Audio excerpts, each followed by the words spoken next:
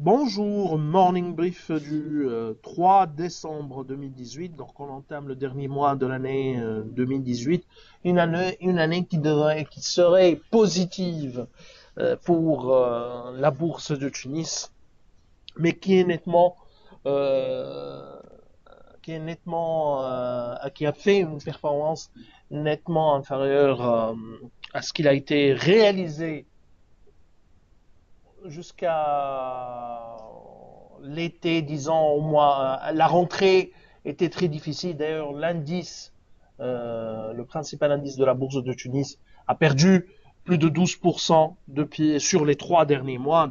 Euh, et on est à plus de 16% de gains depuis le 1er janvier 2018. Donc, je cède la parole à Bassin pour commenter le marché, notamment les meilleures perfs et les plus mauvaises performances de ce mois de novembre. Donc, je cède la parole à Bassin.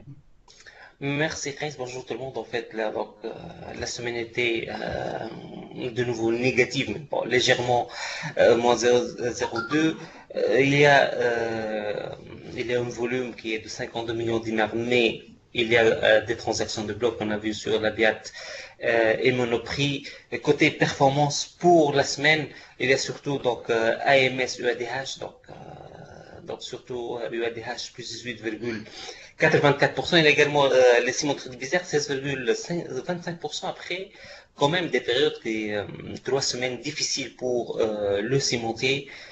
Et il y a également Sotetel qu'on a vu à 3 dinars 62, soit 11,04% de progression. Côté baisse, la BNM en 5,41%, le titre il est à 14 dinars 850, on est quand même bien loin des 20 dinars qu'on a vu durant le mois d'août. Également la BH, 13,54 dinars, soit moins 4,58%, et carte Cement, moins 4,28%.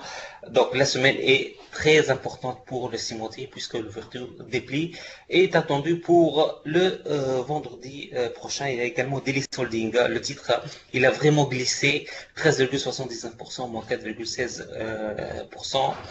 Également, le titre, il a lourdement chuté par rapport à la fin de l'année dernière. Sur l'ensemble du mois, il y a Tunisair qui s'est illustré, 50% de performance. Carta Cement, en dépit de recul de la semaine dernière, elle a quand même terminé le mois à 35,8% et également UADH 35,1%. Pour les baisses, la BNA, Daily Holding et la DH, donc ce sont les trois titres qui ont le plus perdu durant le dernier mois.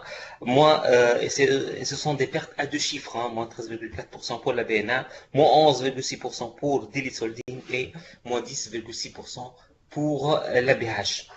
C'est le mois de décembre. Normalement, c'est le mois des window dressing. On verra si ça va être encore une fois vérifié cette année. Plusieurs titres risquent le fixing, donc on verra normalement des opérations de sauvetage de ces titres.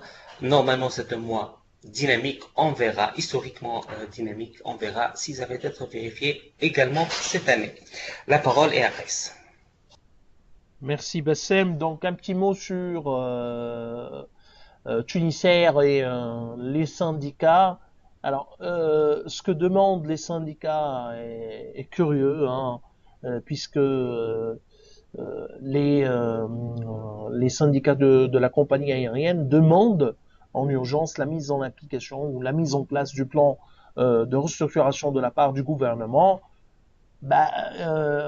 Ces syndicats ont tendance toujours à oublier que ce plan de restructuration a un coût très élevé et que l'actuel actionnaire majoritaire, le gouvernement tunisien, ne pourra jamais supporter. Donc, qui va mettre l'argent? Donc, indirectement, par ricochet, les syndicats demandent l'entrée d'un nouveau partenaire ou d'un nouvel actionnaire qui injecterait de l'argent. C'est une contradiction curieuse, hein. Et en plus, il y a la question de l'Open Sky qui revient sur le devant de la scène On verra parce que l'État tunisien a promis à l'Union européenne la signature et l'adhésion définitive l'ouverture au protocole de l'ouverture ou l'accord de l'ouverture des ciels. Donc on verra un peu ce qui va se passer réellement sur Tunisair, sachant que disons avant la fin de l'année, il y aurait une assemblée générale extraordinaire de Tunisair. Normalement, c'est ce qu'ils ont annoncé dans le cadre d'une assemblée générale ordinaire au cours de l'année 2018, puisqu'il y a un problème également de fonds propres. C'est tout ce qu'on a pour ce matin. Je vous remercie pour votre attention et je vous souhaite une bonne journée. Au revoir, à demain.